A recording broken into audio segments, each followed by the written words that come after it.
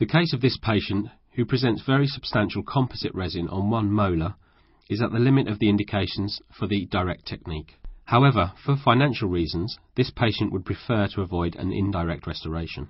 The preoperative X-ray plate shows the volume of the existing restoration and the problem of adaptation of the distal portion. The choice of the shade is made using a Vita shade guide. An A3 shade is selected for a good integration with the surrounding teeth. In the CeramX mono shading system, the A3 shade corresponds to an M5 shade that will fulfill well its aesthetic function in this posterior situation. The first stage consists of removing all the old restoration, being careful, of course, to preserve the remaining dental tissues.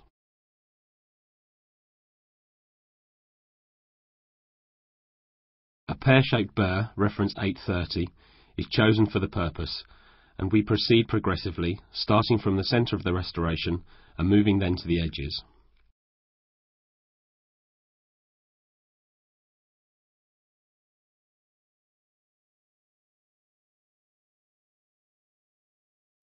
By transparency, the dental tissues can be easily distinguished from the composite material.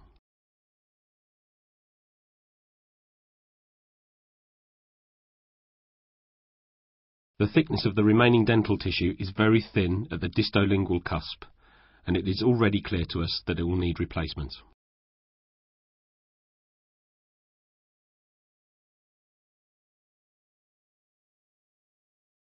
A wooden wedge is positioned in the distal interproximal space to both protect the clinical field and create a gap that will avoid damaging the neighbouring tooth.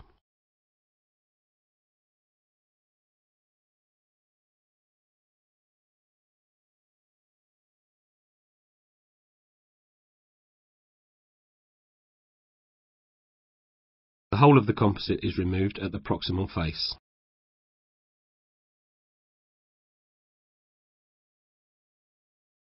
And we realise how thin is the distolingual cusp.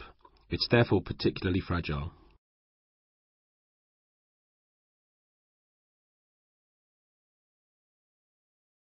There is still some old composite in the deep part of the restoration, and we can see the secondary decay at the cervical level.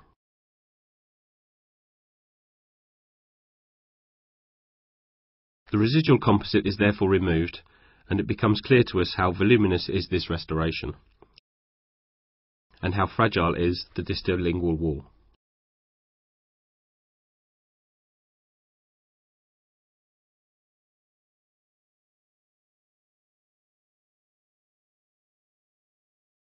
The wall will therefore be prepared, and the burr will let it burst into pieces. This is not really inconvenient, as the intention was to rebuild it anyway.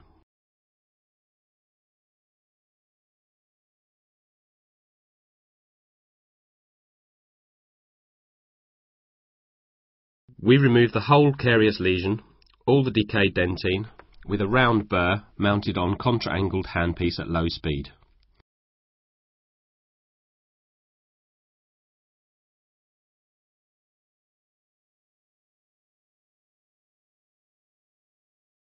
The carious lesion is then cleaned, and we prepare the rest of this cavity by preparing the cusps.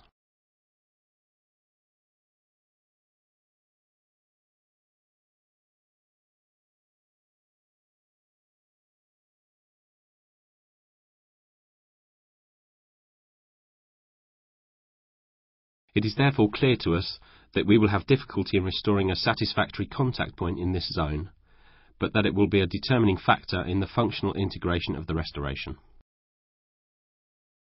A paludant matrix is positioned at the distal level of the restoration and tightened to the cervical area by insertion of a wooden corner piece that will already produce a slight separation.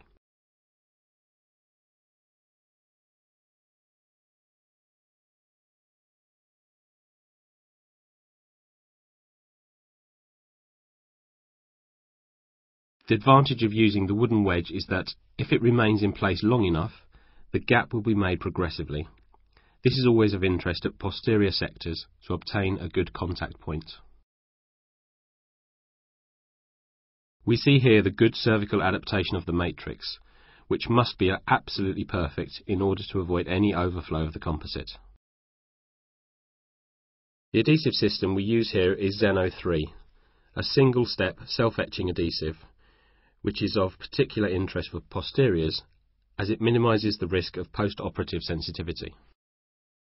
With this type of system, in fact, all the dentine that will be demineralised by the acid polymer will simultaneously be impregnated, as it is impregnated by the same monomer, which will be photopolymerised before placement of the composite occurs. We are looking at a 2-bottle system. 1 drop from each bottle is placed inside the small mixing device. This Klix dish, Dappen dish, allows a good homogeneous mix, provides an effective protection against evaporation of the solvent, and a protection from the operating light between 2 applications.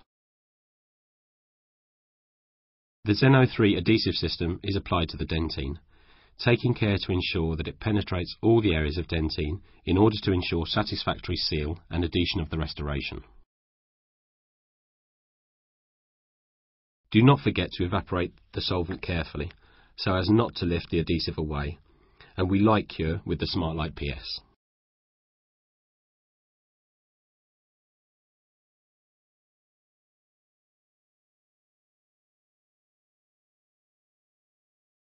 Here, the first layer of the universal flowable restorative X-Flow of opaque A3 shade is used to mask the brownish reactional dentine at the bottom of the cavity.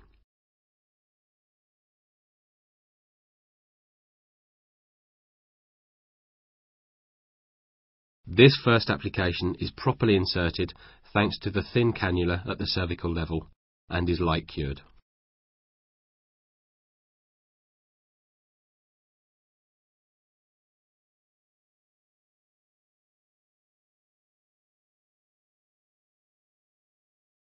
A second layer of X-Flow will then mask all the distinctively coloured dentine.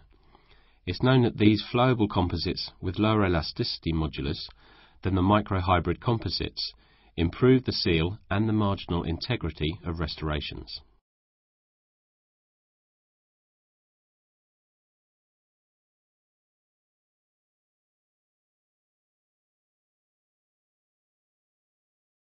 Here is the M5 shade of CeramX Mono Nano Ceramic Restorative. With a single compule, we will be able to proceed to the whole restoration reconstruction. Moreover, we will obtain quite an acceptable aesthetical integration into the oral surrounding. Initially, CeramX Mono is placed in the distal proximal zone, with a small extension already at the level of the distolingual